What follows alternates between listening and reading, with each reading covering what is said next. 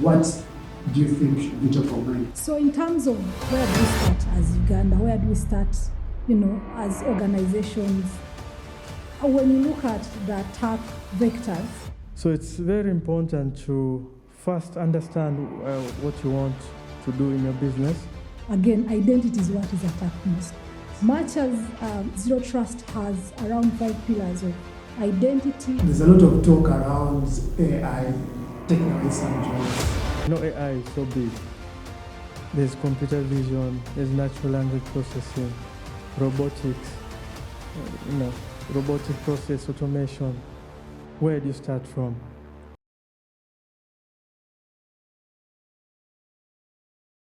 Great.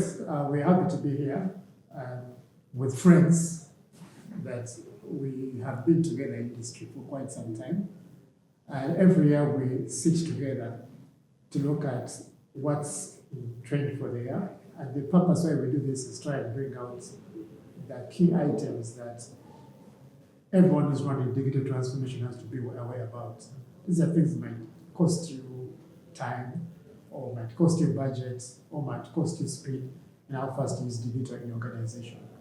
And that's the discussion that we're having, to look at what 2025 is going to look like in terms of the trends, but also some of the things that should be on top of your list as you go about planning your whole year. And with that, I'd like to introduce my fellow discussants here today. We have Diana Agaba, Obsert Osamaishare, and myself, who will be the host for the show. So I'll just briefly invite everyone to introduce themselves, and then we'll dive straight into the discussion for the day. I will start with Diana. Diana, if you can briefly introduce yourself and let us know what you could think about 2025 high level, and then we'll go on to listen to Obsert. Well, thank you, Emma, and glad to be here. Diana Agaba Tukundana is my name. I am a veteran, I think, now in the cyberspace from a Ugandan context. I'm part of the ISACA, I'm part of the IS2 squared as professional bodies that drive this industry of ours. And I currently serve as the head of information security at Stanbic Bank. Passionate about cyber and about women in cybersecurity, so I'm all about diversity in this industry of ours. Thank you. Thank you, Diana. You're welcome. Obsert. Thank you, Emmanuel. My name is Obsert Osamaishare. I am also certified in many areas, project management, AI, certified in audit as well, cybersecurity audits. But I also have a lot of experience in digital transformation projects, especially working with development partners and also government. I currently head the Digital Innovation and Services Department at Centenary Technology Services. And so I'm glad to be here today to give my thoughts on our expectations and trends in 2025. Thank you, Obsert. We'll dive straight into the discussion. And Diana, from where you sit, your experience driving cybersecurity in banking, but also I know I've seen you a lot. I think you're one of the most widely read contacts that I have. Always on top of different trends as they happen, but you also have that unique ability, and you serve at an executive level. So you have an interesting play between what technology can do, but also what the business requires for them to succeed, and also this whole thing around complying with regulations, compliance, and managing teams, and also holding the flag high, like you've mentioned, for to step into that role.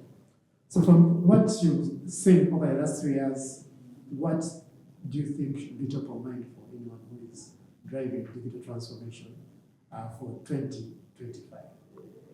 Wow, thank you so much, Emma. And I think this is a timely conversation for us to have. We can even look at it as a post-review of what happened recently at the World Economic Forum in Davos. It was an economic forum, but technology was top of mind in terms of the things that were being discussed. Everyone was talking AI, everyone was talking quantum computing, and I would want to drive this conversation more or less around that discussion out of the World Economic Forum global outlook, to say that, you know what, we still have the same risks that are on top, be it cyber, information and disinformation, climate change.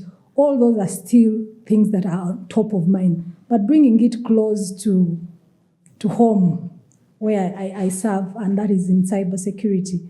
I looked at the top 5 things that the World Economic Forum highlighted, and I was like, okay, those are global. How do they sit within Uganda? And I could tick everything. Because one, they were saying there's concern around regulation. Right now, we have a new regulation in country for cyber and technology risk, meaning that we are in a global economy, and anything that is talked about globally, we had better pay a keen eye. They talk about skill gap in cyber as an example. Right now, when the regulation came, you can see the scramble and petition for skill set to actually meet that regulation. So is it just a global phenomenon, or does it apply to us as country? I think it does. When you talk about geopolitical tensions and issues, I think last year we had near misses with DDoS attacks in Kenya. They were silent in Uganda for our MNOs, but we are still, I think, experiencing the same things as the globe, and hence anything that we see as a concern for the globe should be a concern for us in Uganda as a country in terms of how we take digital transformation ahead. And we know with digital transformation, it continues to accelerate the cybersecurity landscape and that space. So we have the same concerns, I would say. Yeah. Thank you so much. Yeah. There was a joke when I remember about the Davos, and someone was asking, what will AI, what will Davos look like in about 10 years ahead? And they said there will be a lot of, maybe there will be things that we're not saying now, but that will be coming to light when it comes to AI and how it's used in day jobs, things like productivity. That whole balance is something that will be important to watch out and see. Thank you, Diana.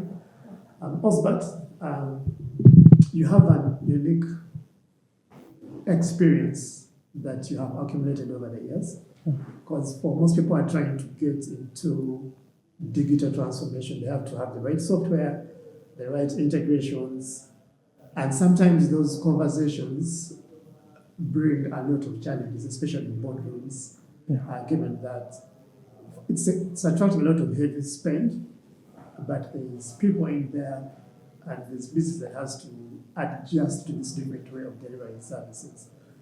Given your take from quick what happened last year, what do you think are your top areas of concern or top areas of opportunity for 2025? Thank you, Emmanuel. I think, looking at innovation and building services, digital services in this case, the issue of APIs, API management, API development will keep happening.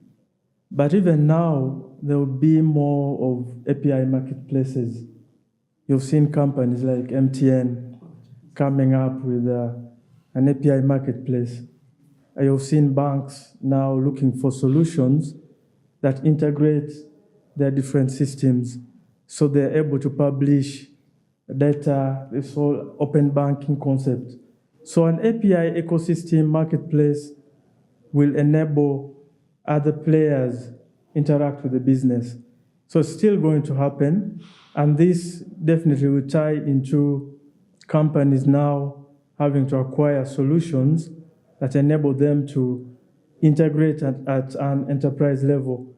But alongside that, because APIs are becoming the thing, security of those APIs is also going to be a big factor. And as you're aware, I think for the last 2 years, we've been talking about maybe over 80% of the attacks coming through APIs. So it's very important that even as the auditors, security experts, and application developers go about their business, they need to pay more attention to API security. Now, the other thing I see is balancing innovation and cost. It's been happening already, but now I think we're going to see more companies moving into developing on the cloud versus maybe on-premise development and deployment. That's a trend that is most likely to continue in 2025, but also focusing on initiatives that give you a return on investment. That's one other way of managing, innovating, but at a cost that is, manageable to the business. I think the other trend I see is the leaders, the companies that are leading in tech around the world. I'm sure, just like Diana said, if you also watched Donald Trump's inauguration, I think the seats just behind him, you saw Zuckerberg, you saw Bezos. So the tech industry, I see tech now, we've been having, again, like Dana said, the challenges with compliance and tech companies getting fined and all this. I think in 2025, companies are going to collaborate more with government and work together, research, work together and come up with better solutions. But the other thing I'm seeing with the leaders in tech, if you take an example of Google and OpenAI, that kind of competition, the chatbots, you realize that there's now movement towards, yes, you have this solution, you have this product, how can I make it more affordable to the consumers? And that's where you saw, for instance, Google with Gemini claiming that, their platform is cheaper as compared to, ChatGPT. So these are things that we shall continue seeing also in 2025. I think on top of my mind, those are the key things I see. Thank you so much. Which also tying it into what Diana mentioned and what you're mentioning as well. With all this technology coming up, what I foresee to add on that is the increase in trying to localize content within regions. And some of it is driven by state play, trying to do a lot of protection for the economies, like what we're seeing in the US. And we're also seeing regulations coming up also, which prefer data localization as well, or data promoting data residency. And I'm seeing these tech companies you're talking about also moving. Last year we saw, for example, in Uganda, at Microsoft Azure Stack being launched in Uganda at Traxio with Liquid Telecom. So whoever is running on cloud on Microsoft Azure can now have their services running on Stack present here in Uganda as well. And with Kenya, you saw also Amazon coming in with their outposts, AWS outposts, now available in Nairobi as well. So this is a trend that I foresee that is going to increase. So we'll see more of these big hosting companies, the digital vanguards, trying to bring the infrastructure to help people meet requirements for regulation, but also concerns that might happen around geopolitics and interplay between states. Then around API security, yes, we've talked a lot about API security. It has become a song and a song. Because I think a lot of body of knowledge has been produced around network security, cloud security, and all of that. Now, where the attacks are coming in are through the APIs in that regard, which is bringing something around zero trust. So, Diana, do you want to, from where you sit and what you see, how is zero trust coming in 2025? Maybe CISO or maybe CIO. This is more the CIO. Yeah, no, you're right on the money to say that there is urgent need for us to protect any form of identity. And just piggybanking on APIs, one of the critical or the common vulnerabilities we have is either broken authentication or authentication bypass. And that brings in what we are looking at as zero trust. And I know a lot of us use it as a buzzword. We think, is it technology? Is it an architecture? Is it a framework? But it's actually just a set of principles that are saying, you know what? When we went post-COVID, when we went, hybrid in terms of remote working, you bring in your BYOD devices, you go into cloud and you may be having a hybrid setup. Perimeter is no longer your protection. We are saying identity is your new perimeter. But how do you protect that identity that is scattered? Is to say, even when I'm going to set up this infrastructure or this access, I will not trust, but verify that at any time I will. But I think before I even go deep, we have seen federal governments actually make it a directive. In the US, since 2021, government agencies have until 2024 to actually make sure that they are running their cybersecurity stack on a zero trust principles.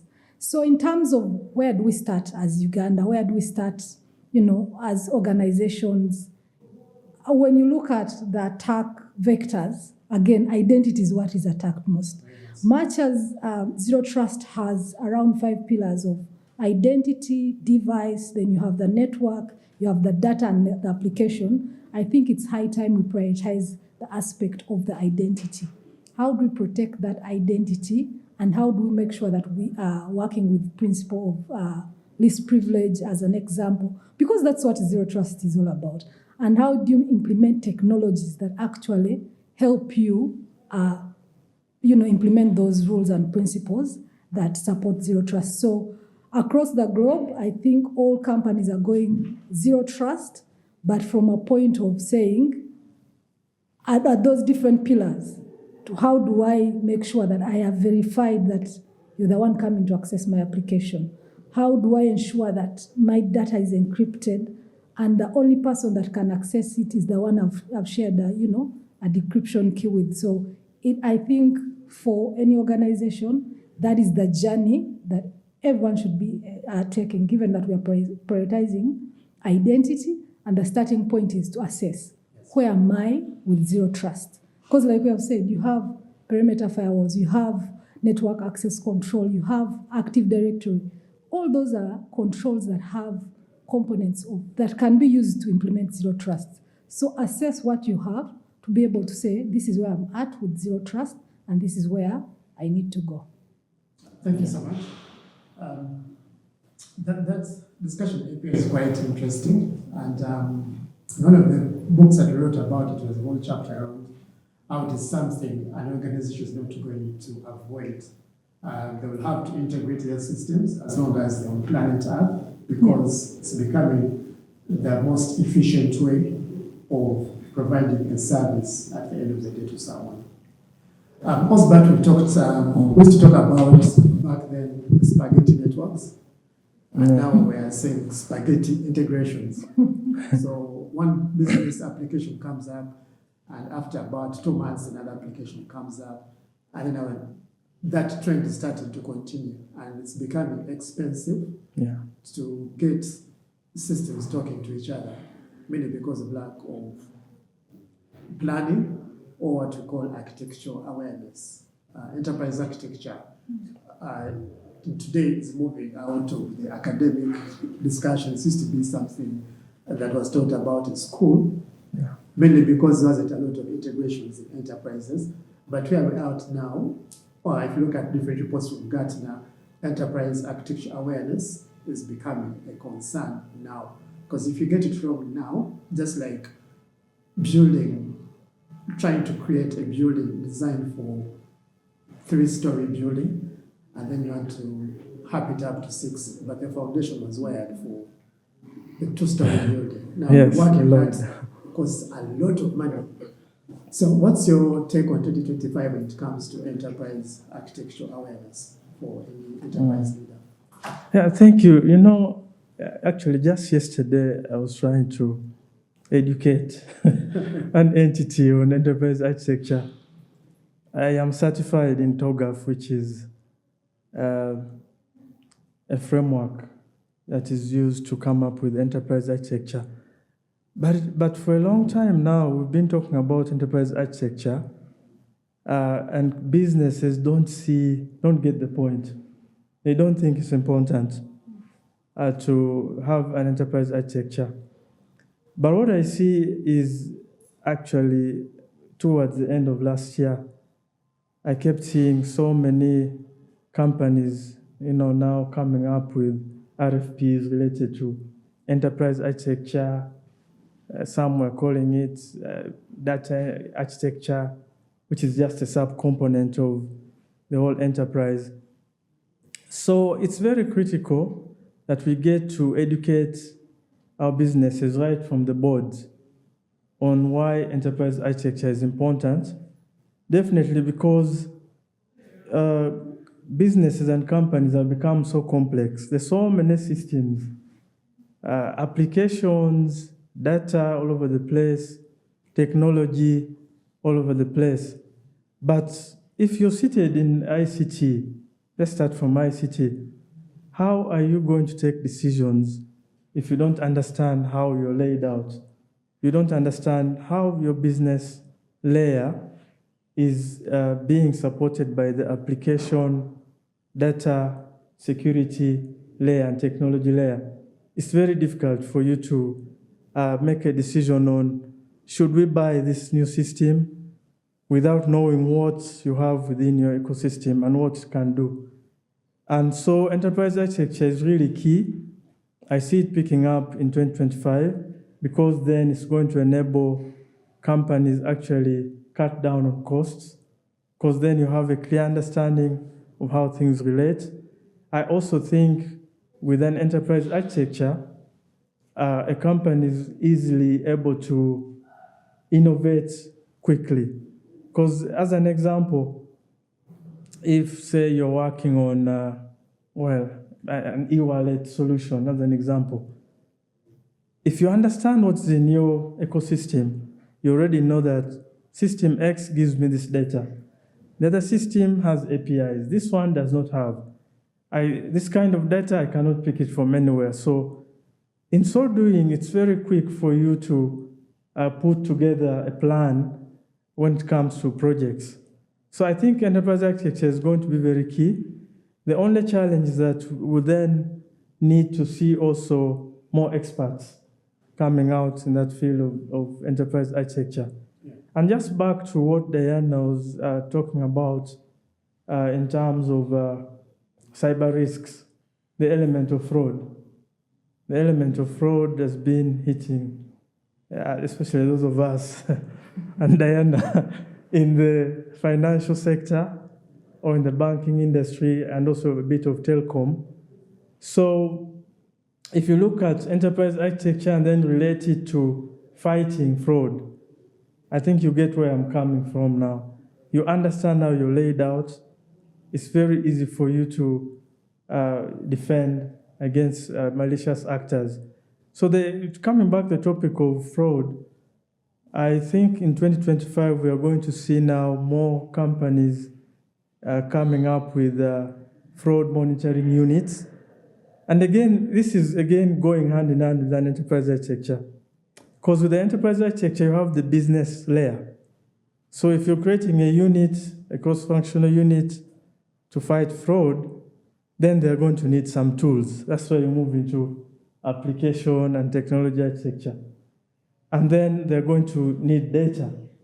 They're going to monitor transactions, monitor trends, and then come up with these smart models to fight fraud. So EA, enterprise architecture, is going to be a very key thing moving forward.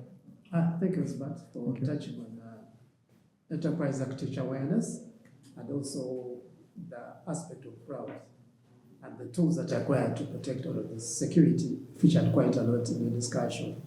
And Diana, from your experience, for you to achieve security in an enterprise, the networks, the security in there. They are the end user devices that people use, the security in there. The APIs, the security in there. At the database level, there's also security in there. Now with the mobile apps, web services, there's quite a lot of things. I was looking at the different reports from Gartner, from the summits that they do and the surveys that they do. One of the things they noted out as a concern for executives is what they call spend on tools. So according to Gartner, an enterprise will have over about 20 tools they are using or more on security. And in Uganda, the buzzwords are rationalization of agencies. So people globally are thinking, how do you rationalize these tools? Yeah. Then also with the advancement in AI, how would you advise executives who are looking at these colossal sums of money? This is a concern from Gartner, from a survey they did of executives, not even CIOs, just CEOs. And top of mind for them was how can they rationalize all these costs that they're spending on so many tools? Can they be rationalized? What would be your take on that perspective? Thank you for that question and the fact that you're talking about Gartner. They also have an infographic that was listing the top 44 security-related technologies that companies are globally are investing in. But within that, they mention the fact that you're looking at identity, and one organization has over 8 tools serving identity. Because remember, you have identity from a human element. You have given me a username and password. You need to protect that. We have the other identity that we are slowly not looking at as privileged, and those are robotic accounts or machine accounts. Very highly privileged, but when you configure it, you forget about it. Or when you try to manage it, then you find another way of saying I need a key store to protect. You go to cloud, there's another different way you're handling identity. And there's also another term coined about you security people like shiny toys that we throw them around. But I think what has caused that in the past is that we're doing investment in cybersecurity from a panic point of view. I have an incident, you get a company come through and tell you have issues here and there. And what do? At that time, different companies had, different strength. You go to Cisco, it's just going to do for you networks. You go to Microsoft, maybe you're getting Active Directory and that's it. But that has evolved. Now you pay for an E5 license and it will come with data loss prevention capabilities. It will come with, MDE detection and response. It will come with an antivirus. But because you had already invested in, say, a McAfee or Kaspersky as an antivirus, you have some redundancy within your network. Again, it's coming out, you're implementing from a panic point of view. In order for us to achieve rationalization is to take a step back and say, the first point, what am I trying to protect? What are the crown jewels that I'm trying to protect? And we have to bear in mind that we can't protect everything. So look at what is my, protect surface that I must protect. And what are the controls that I need for those critical or crown jewels? From that, it will be able to tell you, your core banking, you need, encryption, you need identity and access management. Once there's a connection from your core banking to the end user, what encryption mechanisms do you have there? How are you managing your certificate? So you follow the chain and then start refining where one, you have those duplicates and redundancies and consolidate. The other thing is to also benefit from these giants that are coming up and, give you a full stack. Yes. I know sometimes you find they have their strength and sometimes their weaknesses, but when you layer the defense they are giving you, maybe you're able to walk the journey with them into maturity rather than having all the different tools. Because what it does for the defenders then, there's aggregating that to make sure that you're getting proper insights, say from a SOA or a SOC perspective. And if you have too much noise, trust me, you'll have the tools, an incident will happen, and they'll be like, how? As board, we have given you everything. Where you have wanted to put a salt tape, we have given you something to put. So it's time to take a step back and say, what am I protecting? What do I need to protect? Have I overinvested and I need to pull back? Or have I underinvested? Because some people will discover that actually they don't have sufficient tools to protect all the, attack surface that they're exposed to. So that is my take to say, let's not do it from a panic point of view. It should be business-led. This is what is critical for business. How do I enable business by securing what is critical to them and then optimize my stack? Thank you, Diana. Yeah. That's an interesting take on tech rationalization. Then I listened to the CEO for ServiceNow, and I was seeing what they're looking at for the next 1 year, and it was quite interesting that they are evolving technology from what it was designed for, and they're using AI to pick now data sources from other things, a bit of the mini-SIM, mini-log algorithm thing, user behavior analysis, and integrating that into ServiceNow. So you can see if you already had something else, and you have, let's say, ServiceNow, then you're going to find yourself with duplication around there. So I think for those in charge of driving the defense strategy for enterprises, every year is going to be different for about the next year that's going to come on board. So it's continuous cycle of movement in all of that regard. Yeah. One of the things we talked about was encryption. There's a lot of tech. It used to be talked about a lot, the threat of quantum computing. But it was mainly just talked about it's possible, but we're not yet there. It's possible, but not there. Now, it's becoming louder because of the advancements that people are making in compute power. Yeah. You see the breakthroughs that NVIDIA has done. And what China is doing underground, maybe. There's cheaply. So there's now issues around quantum computing breaking what we're relying on to encryption for all these things. But given where we're at now and also in our environment, is it a concern for us here in Uganda or in the region that we're in, or is it a thing for Europe, or is it something that is far? Why I bring it up is because the noise around quantum computing has really shot up quickly in the last 1 year or so. So is it something for us to keep on our radar and observe, given that encryption is driving almost every security protection? I think I'll go to where I started, to say the outcomes out of Davos, you could think they are global and they don't touch us, Uganda, Africa. But when I went down to check, actually everything that is happening globally, in some form or shape, we're experiencing down here in Uganda. And when you talk of quantum computing, there's been a say that the threat actors, what they are doing is that even when you have your data encrypted now and you think you're safe, what they are doing quietly is harvest now, decrypt later. So now you think there's nothing that is happening, but they have sniffled your encrypted data, knowing that 1 year down the road, they will be able to decrypt and actually, put you on ransom for that data. So it's to say that we might not be ready, but we cannot not think about it. And the readiness we need to have, and that's why I say now, going forward, maybe cybersecurity will lead innovation in organizations, because it's now cyber that is supposed to run ahead and say, are we ready for, post-quantum encryption? Can we start laying that foundation for encryption?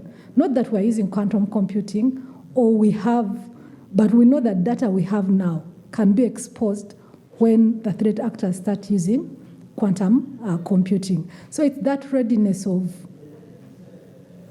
cyber lay the foundation. Start looking at the NIST, outcome that is coming, where they're looking at the new algorithms that we should follow as companies or as globe. So it's like always saying AI, because here board members, everyone is saying AI do it, but what for what? There has to be a business case, there has to be a need, but when it comes to cyber, we are saying the number one place where organizations should use AI is actually in cybersecurity, because you want to have defenses to protect against AI-driven cyber attacks. You also need to create an environment where people can use that AI within your organization responsibly. So the thing of shift security to the left in your life cycle is now shift security to the start before you even think of innovation. We have to enable the business by putting all the foundations so that when they come like, we want to do customer experience with AI, we're like, the security foundation to enable you to do that is already there, so go ahead. Same with quantum computing and encryption. Can we start looking at how we enhance our encryption before the fact, so that when we know now the threat is there, we're like, no, actually, we can now move from triple days to, we have systems that are ready to adopt the new post-quantum computing cryptography. Yeah. Thank you so much. We'll see how that plays out in 2025. One of the things we talked about AI, there's a lot of buzzwords. And we're also seeing it in our everyday life, AI, ChatGPT, and then the move that China pulled from under the carpet also, getting people talking. And there's a lot of talk around AI taking away some jobs or improving how people work in day-to-day lives, or how enterprises can improve in how they're doing service provision.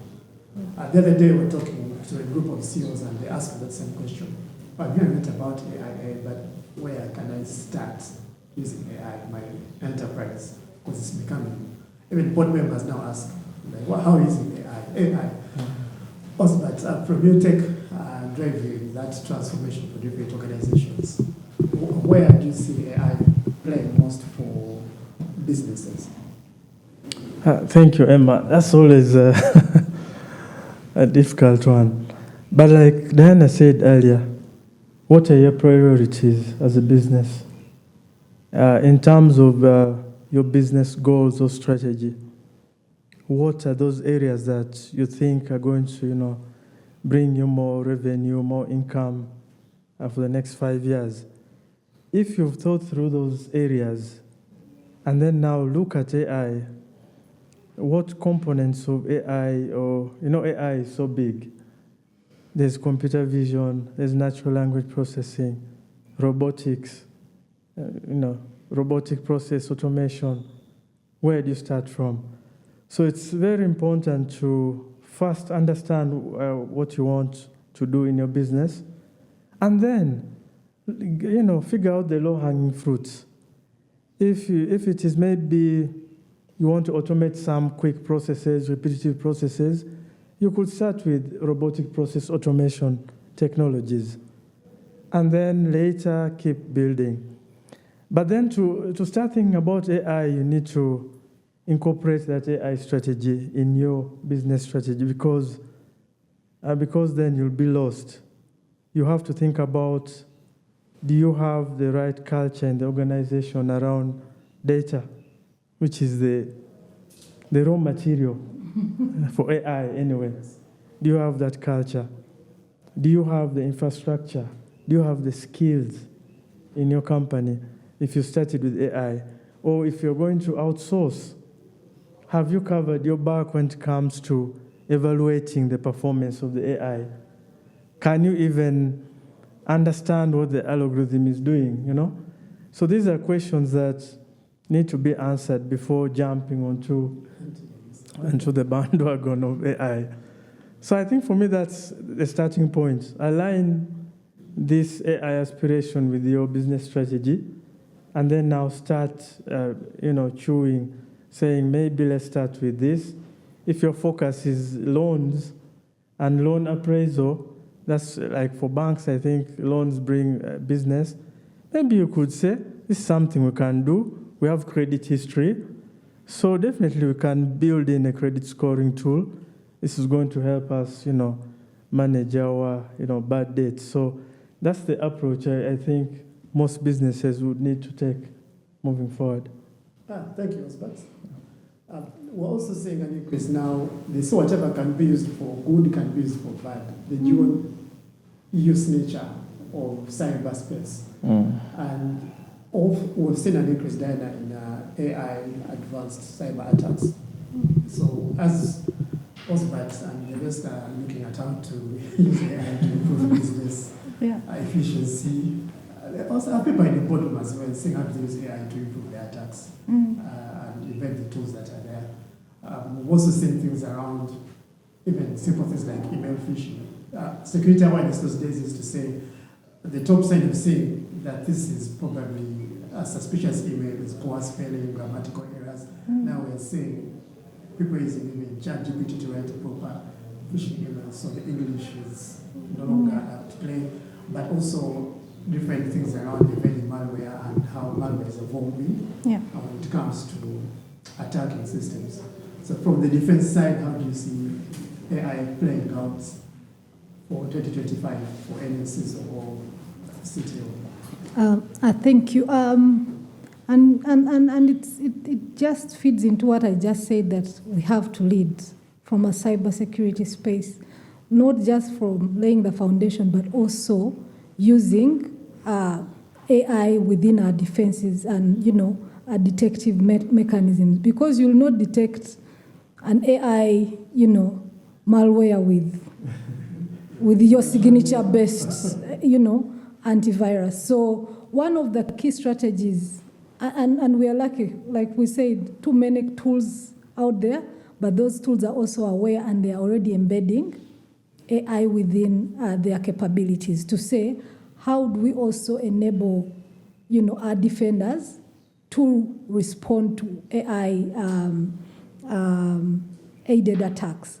And I think it was IBM in their data breaches for 2024 to say that now, the initial attack vector, getting to a semblance of success used to take 4 to 5 minutes. But right now you use AI, you auto-discover the vulnerability, it goes ahead and does the exploitation and actually tells you this is where I've reached in less than 2 minutes. So we need the same speed within our detective tools to be able to pick that. And that's why now user behavior analytics comes in, not just as a user, but also devices. How, are you seeing your device changing in terms of its behavior? Are you seeing, CPU utilization shooting up in a microsecond and you're like, someone is, crypto mining from that device and all that. So number one, cybersecurity, we are going to be at the forefront of the first adopters of AI. But how do we do that? Making sure that now we have AI-ready tools. To your point, you said we put technology in place, but year on year we have to revisit our technology and make sure that it's getting enhanced. So that's why we're going to sit and say, I have an EDR solution, endpoint detection and response.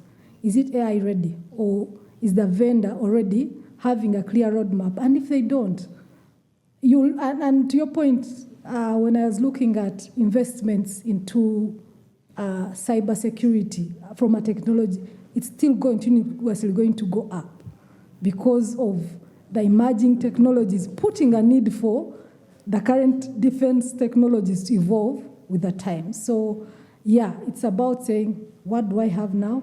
Is it AI ready to, respond to these kind of attacks? And if it's not, how fast can I enable my current tool or get another tool on board that will support me on that journey? Thank you so much. AI is definitely going to feature quite a lot.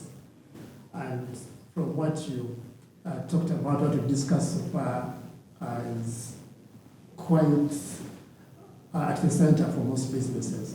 And businesses have so many things they have to deal with. one of the things that we've seen for the last 2 years, which is also still staying, is the talk around sustainability. And right now, for any plan for any technology units, you're going to find that you have to show how are they contributing towards sustainability, ESG goals for an enterprise.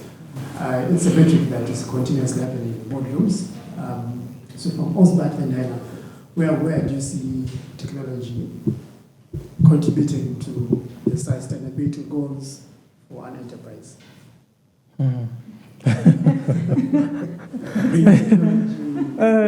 don't know. I think there are many ways. I think the typical route has been infrastructure, data center, energy, energy saving solutions and things like that.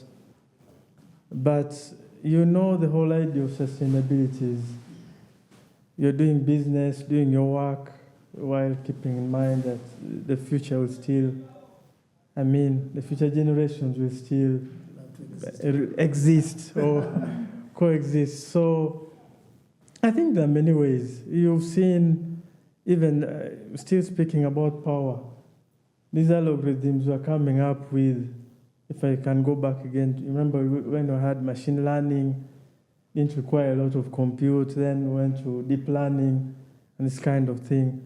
So we just need to think smarter. And like I said earlier, the big tech companies are now coming up with smarter ways of achieving similar results. So that would mean computation capacity might be reduced, and all those things that will definitely, in a way, impact sustainability. So perhaps I could tackle it from that angle. New ways, better ways of doing things, smarter ways of doing things when it comes to research, and definitely still collaboration between research and engineering will even be much greater this year. Thank you, Osbert. Also take down on sustainability and that point of discussion around enterprises having goals and digital transformation, IT contributing towards that. Yeah, I'm reminded of the story when he talked about infrastructure and environment and how we sell going to cloud as one of the ways we, in the context of country, because now that energy is not within your environment, but also to say when I'm in the cloud, unlike on-prem, I have better control on capacity and resources. If I have a UAT server that I'm not using, shut it down.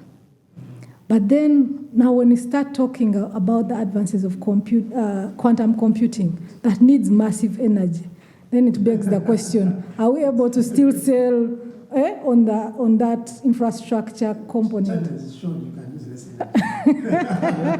So I think we have to find creative ways, like it will still be the same things, but how do you inculcate that in the culture so that even the simple habits that people do within the office space, within how they, use their devices, contributes to that aspect. Because when you go on the grander scale, as technology advances, from a technology standpoint, our opportunities to contribute to that kind of seems to be coming slimmer and slimmer.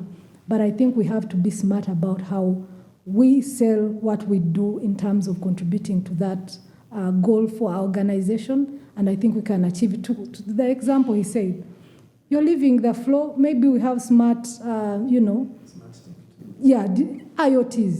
There's no one on the floor, switch off. No one has, entered this kitchen for a long time. Can these gadgets be switched off and all that? So it will be creative ways that we need to find how best to contribute to the ESG goal. Thank you so much. I know different, like you've said, technology now has evolved that even data centers themselves are becoming, using a lot of the algorithms that you're saying to make sure that infrastructure is getting the right power at the right time and stepping it up when required. So it's being very efficient in how energy is used. Things to do with solar lighting and other ways of conserving power, but to still maintain the same level of efficiency. And I've seen, I know Certitech is constructing a data center in Masaka, which has that embedded within its design. Everything we talked about today is touching either a skill set that someone has to be aware about, or a level of mindset that someone has to have at the executive level. So as we bring this to a close, I'll start from Diana. What would be your top message to CEO, and what would be your top message to a CIO when it comes to that level of knowledge or skill set to be able to interact and drive and take decisions that concern technology? I'll use one word, culture. But how do you build a culture and make sure that your entire ecosystem is knowledgeable and aware of the ins and outs of what is happening in the world? So having a growth mindset across the organization, because to your point, we're saying cybersecurity needs to infuse AI in all our, say, tools. But those tools won't run themselves. There has to be an human. So how you deliberate around building future-ready skills?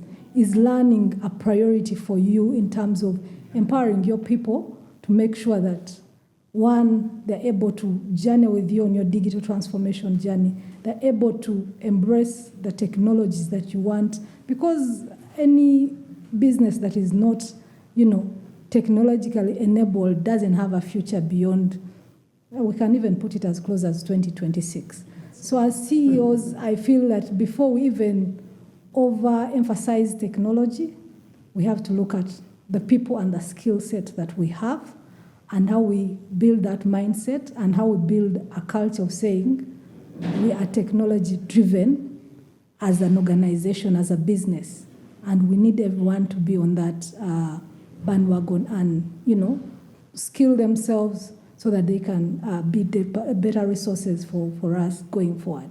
And even when it comes to cybersecurity, it is not us, the experts, that need the knowledge.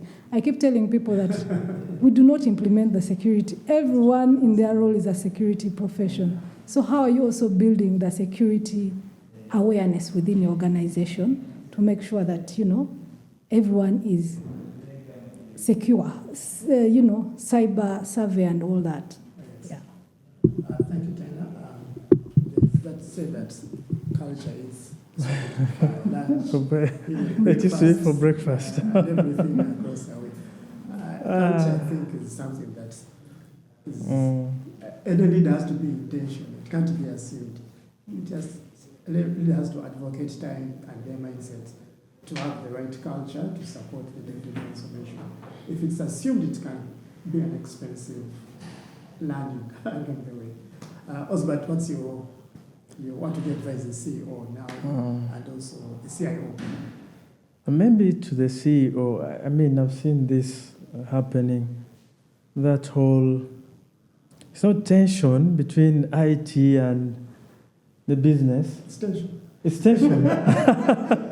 So for me, I think the skill, because I've sat in a number of boardrooms and staff meetings, and the CEO is clamoring for AI and all these things. And then at the end, the board is saying, again, we are spending too much, we are not getting the returns. For me, that's mere skill of measuring the impact of IT to your business. Most people are not doing it. So it's just gambling, So we buy, okay, head of IT says buy this, the CEO buys, the board approves. Then later maybe certain things are not working and the blame goes back to. So I think that skill of, and I think it's possible, there are mathematical formulas. We used to have something called value IT or val IT, So I think that's something that boards and top management need to acquire. For the CIOs, still there's a big challenge, both in government, private sector, still to try and understand where the business, how the IT really, where the business needs the IT. Understanding that alignment and that relationship. I don't know which course is out there. IT tried. COBIT did something. That's the most current body of knowledge for Yeah. to look at. So that enterprise IT governance, that knowledge, I think cuts across for me. Boards, executive, the guys that are leading IT need to understand what are the key things we need to do for this IT enterprise.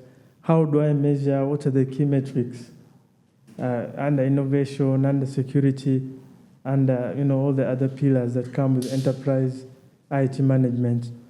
Of course, the rest, project management has been around, though of course not everybody gets it the same way.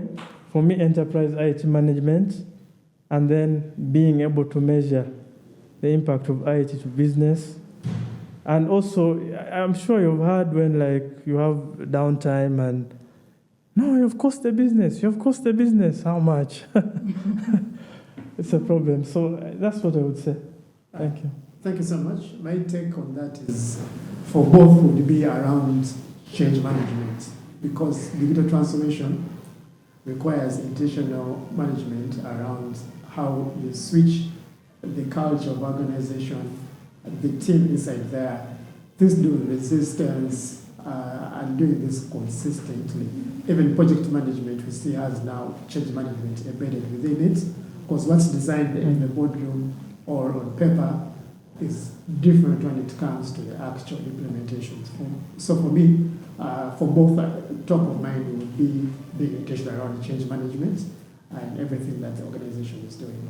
So I want to thank my colleagues. Diana, thank you so much for your contribution. Osbert, thank you so much for your contribution. You're welcome. We look forward to having more of this as the year evolves and see what the year looks like for 2025. Thank you. Thank you for having us.